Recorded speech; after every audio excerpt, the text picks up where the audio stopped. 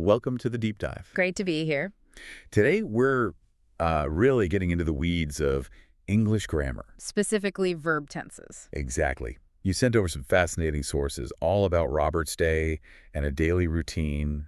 Lots of examples in there. Yeah, really practical stuff. So our mission today, it's not just listing rules, right? I know, definitely not. We want to unpack these tenses, show you how they actually work in, real situations. To make them feel less like grammar textbook entries and more like tools you can use. Turn the dense rules into something clear, applicable. Kind of a shortcut to understanding time in English. Okay, sounds good.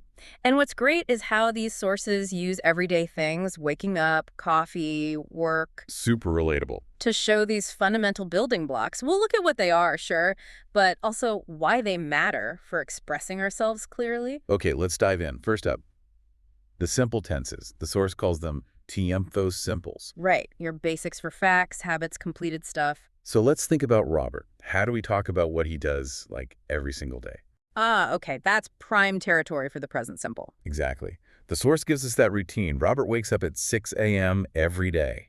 Habitual. He drinks coffee while reading the news.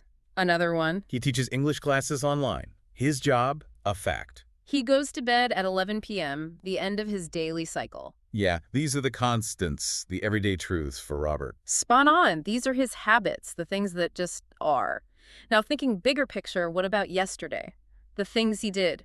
Finished actions. Right, okay. For that completed stuff, we need the past simple. Makes sense. And the source has examples. Robert finished his lesson plan early. Done. Over. He corrected his students' homework. Another completed task. He watched a documentary about languages. His dog barked at the mailman. A single past event. He called his colleague to discuss a project. All finished. Notice, yeah, each one is a specific completed event, no ongoing feeling, just happened. Okay, so present simple for habits, past simple for finished actions. What about the future? His plans. Good question. How do we talk about what he will do? This is where it gets interesting, right? Future simple. Uh-huh. The source maps it out. Robert will publish a new book next year. A clear plan. He will visit his family in Canada. Another intention. His students will take an exam next week. Scheduled future event. He will organize a language workshop. They will celebrate his birthday with a party. Looks like definite plans. Exactly. Definite plans. But also, the future simple can be for spontaneous stuff too. Like, oh, the phone's ringing, I'll get it. Ah, right. That immediate decision. So for you listening, these simple tenses, present, past, future, they're your bedrock. Direct facts, completed events, definite plans, or quick decisions. Super clear communication. Got it. Bedrock established. Yeah. Now, what about actions that are, happening during a certain time? Yeah. Actions in progress. Now we're moving into the continuous tenses, or progressive, some call them. Tiempos continuos in the source material. Right. These are about describing something unfolding. Mm-hmm. And what's really useful is describing what Robert is doing, like right this second. Now, Okay, that's the present continuous. Capturing this moment. give us some examples. The source says, Robert is preparing today's lesson. He's doing it now. He is speaking with a student on Meet, right now on video call. His assistant is sending emails to new students. Action in progress. Students are listening carefully, hopefully. It is raining outside, so he's staying indoors. Current situation influencing an action. See, all actions happening now, not finished yet. That's key. Okay, so how does that work in the past? Actions that were happening when something else occurred. Excellent question. That's the job of the past continuous. It often sets the scene for another shorter action. Right, the interruption idea. The source has great examples. Robert was explaining grammar when the internet crashed. Boom. Ongoing action interrupted. He was drinking tea while grading papers. Two actions happening simultaneously in the past, one maybe longer. Or just background context. His students were practicing pronunciation. Ongoing past action. The neighbors were making noise last night, setting the scene for maybe why he couldn't sleep. He was recording a video lesson when his cat interrupted. Another classic interruption. So yeah, past continuous shows what was in progress back then. Okay. And the future version. Actions that will be happening at a specific future time. That would be the future continuous. Let's see. The source points to things like, Robert will be teaching at this time tomorrow. So tomorrow, same time, that's the action that will be in progress. He will be traveling to a conference next month, highlighting the ongoing nature of the travel then. His team will be working on a new course. Future action over a period. The students will be taking a speaking test. At 8 p.m., he will be relaxing with a book. pinpointing a future moment and the ongoing action. So these continuous tenses, they add dynamism, like watching a movie scene unfold. That's a great way to put it. Yeah, they show the action in progress, giving it life, whether it's now, then, or in the future. It's not just a statement of fact, it's a description of process. Cool. Okay, moving on. Tiempos perfectos. Yeah. The perfect tenses. These seem trickier, connecting different times. They can seem tricky, but they're incredibly powerful. They're all about linking actions across time, often focusing on completion relative to another point. Okay, let's stick with the present connection. How do we talk about things Robert has done that are relevant now? Experiences, achievements. That's the domain of the present perfect. It connects the past action to the present moment. The source highlights this well. Robert has taught over 1,000 students. The teaching happened in the past, but the result, his experience, matters now. Exactly. Or he has visited 15 countries, his life experience up to this point. His students have improved their fluency. Past action, present result. He has written 3 grammar books, completed action, but the books exist now. The class is just finished, very recent past, direct relevance to now. Right. The key is that connection to the present. It's different from past simple, which just states a finished past fact without necessarily that present link. He visited Spain in 2010 is past simple.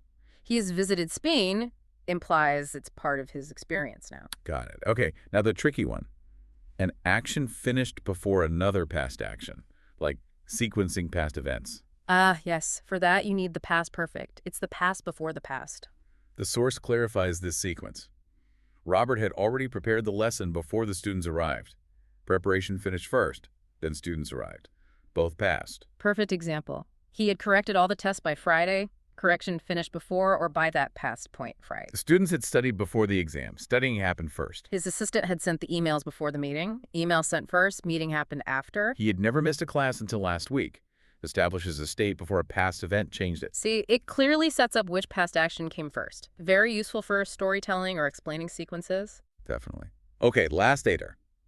Perfect tense. Future perfect. Actions finished by a certain future time. Exactly. Looking ahead to a point and saying an action will be complete by then. The source gives future milestones. By 2044, Robert will have created 10 online courses. Looking way ahead, marking completion. He will have answered all emails by tonight.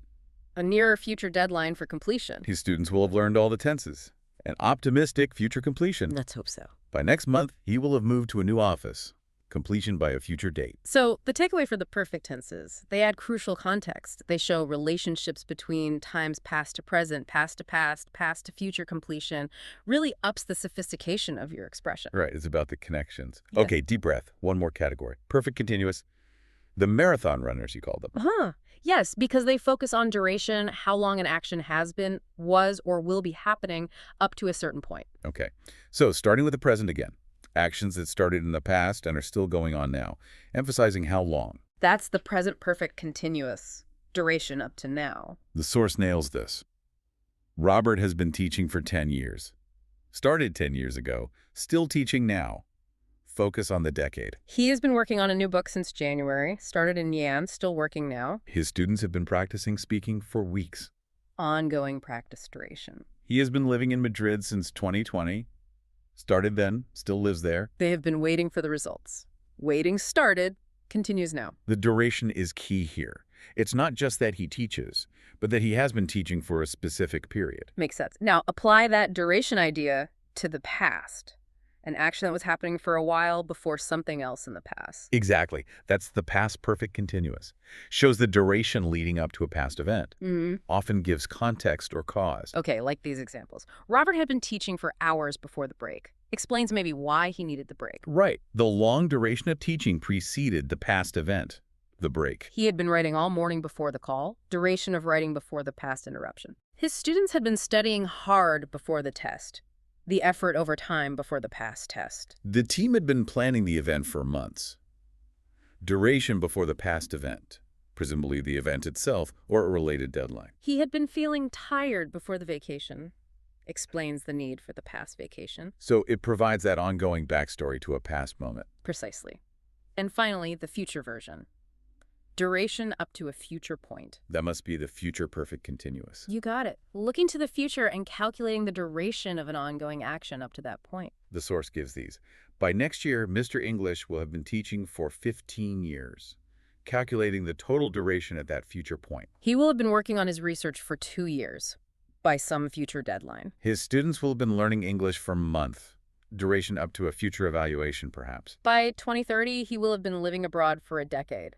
Future point, calculated duration. They will have been waiting for over an hour by the time something else happens in the future. So perfect continuous tenses are all about emphasizing that ongoing stretch of time leading up to a present, past, or future moment. Adds real depth about process and duration. Okay, wow. That's all 12 tenses covered. Simple, continuous, perfect, perfect, continuous. We made it through. But, listing them is one thing. Seeing them work together is another. Absolutely. And that's where the daily routine questions section in the source is so valuable. Yeah, this bit really brings it home, makes it personal for you, the listener. It mixes everything up. It shows how we naturally weave these tenses together in conversation. Take morning questions. Like, what time do you usually wake up on weekdays? Simple. Present simple. Pure routine. But then maybe? How long have you been following your current morning routine? Present perfect continuous, asking about the duration up to now. Or, what do you usually do while you're having breakfast? Present continuous, action happening at the same time as breakfast. See how they mix. Totally. And it carries on through the day. Work or study questions. What time do you usually start working or studying? Present simple again. Routine start time. How long have you been doing your current job or studies? Present continuous. Duration of your career or studies so far. What do you usually do while you're working on something important? Present continuous. Simultaneous action during important work. It feels very natural. Exactly. And what's really cool about this section is it doesn't just use the 12 tenses, it pulls in other key structures that are part of everyday grammar. Oh, right, like the conditionals. Yeah. Look at this. If you had gone to bed earlier last night, how would you feel now? And the answer, if I had gone to bed earlier, I would feel more energetic. That's that third conditional, right? Hypothetical, past, present consequence, super useful for reflection. Totally. And then past modals for regrets or possibilities in the past. Like, what should you have done last night to wake up earlier today? Answer, I should have gone to bed earlier. Classic advice regret. Or possibility. What could you have done yesterday evening instead of watching TV? Answer, I could have read a book. Exploring alternatives. These are things people actually say all the time. All the time. And one more the source includes. Passive voice. Shifting the focus. Right. How is your breakfast usually prepared? Not who prepares it, but how it's done to the breakfast. Answer, my breakfast is usually prepared by me. Or, how often are tasks assigned to you? Focus on the tasks being assigned, not necessarily who assigns them. Answer, tasks are assigned to me almost every day.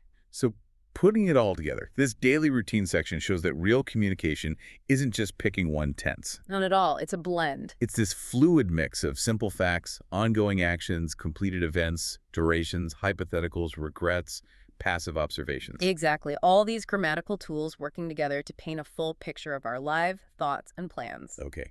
So we've really gone deep today. From Robert's basic schedule, waking up, teaching, to these complex connections across time, durations, even hypotheticals in the daily routine questions. We've covered a lot of ground. Hopefully you listening now have a much clearer map, not just of what these tenses are, but how and why they work the way they do, how to use them precisely. And remember, understanding is the first step, but applying it is where the real power lies. When you grasp these nuances, you can express yourself with so much more clarity, whether you're telling a story about the past, describing this moment, or planning for what's next. Precision and intent. Exactly. And there's always more to explore, different ways to look at it. These examples from Robert's day are just one way in. So a final thought for you to take away from this deep dive. Think about a common way you hear a tense maybe misused or used imprecisely in everyday chat.